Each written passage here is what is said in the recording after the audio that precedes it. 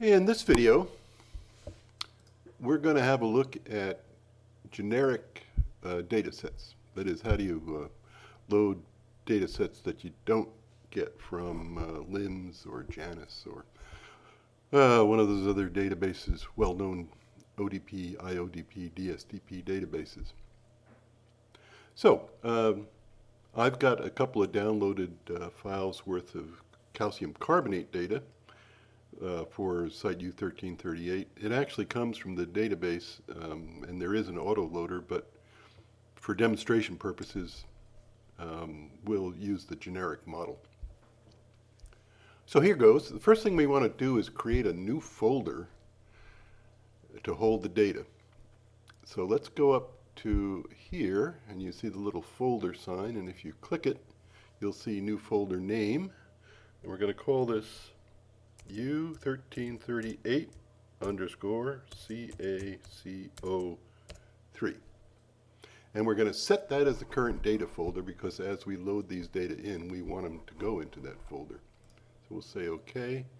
Here's the new folder. There's nothing in it yet, so there's no way we can open it up. To load these generic data files, we use the IGOR menus rather than the COD menus. We go up to Data, Load Waves, and you can see there's a whole number of different kinds of data files that you can open.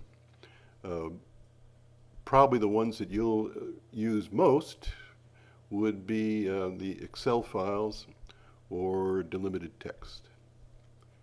What I have downloaded from JANIS, or excuse me, from LIMS, is delimited, so we'll choose that guy. Now it's asking us to identify a file, and the first one I downloaded was this one, and we will open it. Okay, we want to make a table, and we want to load. So here's the table.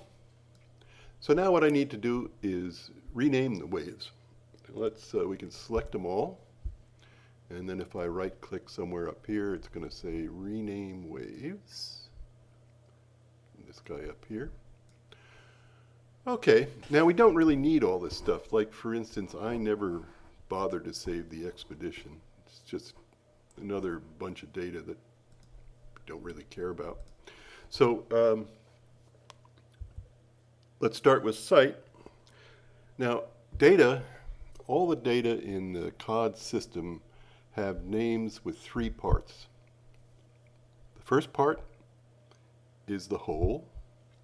The second part is what we call the technique. So that could be GRA or MS or anything you want for the CaCO3.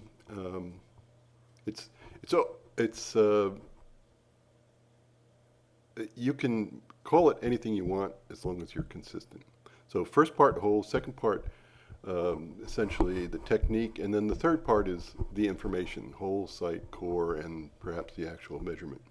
So let's do that. U1338A underscore, and this is going to be CaCO3 underscore, and then site. And site is one of the names we use for, for site. So let's copy everything except site and go down to whole, and we'll just paste that in there, and core, and type. And we use section totally spelled out. This is archive or working half. We don't really care about that. Top and bottom offset on the section, this is what we call interval. And because these are calcium carbonate, it's not a spot measurement. It's probably made, it's a sample taken from 2 or 3 centimeters. I usually just use one of them, although you could download both and then average them. But it's only a centimeter or so.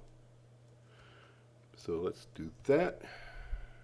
And then we use core section interval. So interval is the third thing we need. Now these days they seem to call it offset, but to me that's confusing because splicing also uses the term offset. But go figure. This is the top depth to the well, this is the CSF depth. So let's Control V, and then I usually don't even bother with the A, but again, you can do it. We don't use CSFB, so here's inorganic carbon. So let's say Control V, inorganic carbon. How about that? This is the carbonate itself. Control V, and I'm going to call that CaCO3. Control V, this is total carbon. And then hydrogen, nitrogen, sulfur, and some of this other stuff. You might want perhaps, well, let's just do these. So let's say do it. Okay, now there's something in this folder. We can look at it. Let's get rid of everything that we didn't rename. Oh, we need to close this first.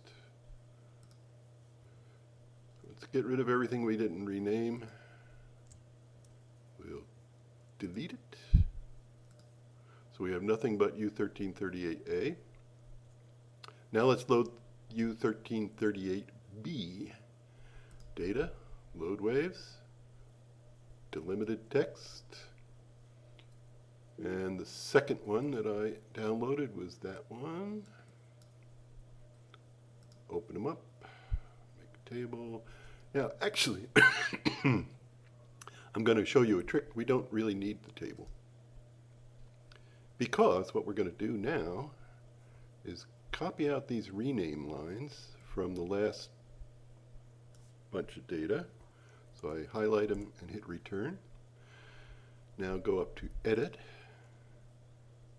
say replace, which is Control R, and we want to find 1338A, and we want to replace it with 1338B. And then we will say replace all, come down to the command line, hit return, and we've taken care of B. So 1338A, 1338B, calcium carbonate. So there we go. Go back to root. So it's important to remember this three-part structure: whole, technique, information. Now the third part of the name can also have underscores. Oh, maybe I haven't made it clear. Three parts separated by underscores. So you have the first part is the whole, the second part is the technique, and the third part is the information. The third part can have other underscores if for some reason you feel they're necessary. But the first two are kind of inviolate. And the folder that holds the data for multiple wholes will have the name of the site, underscore, and technique. So that's it for generic data loading.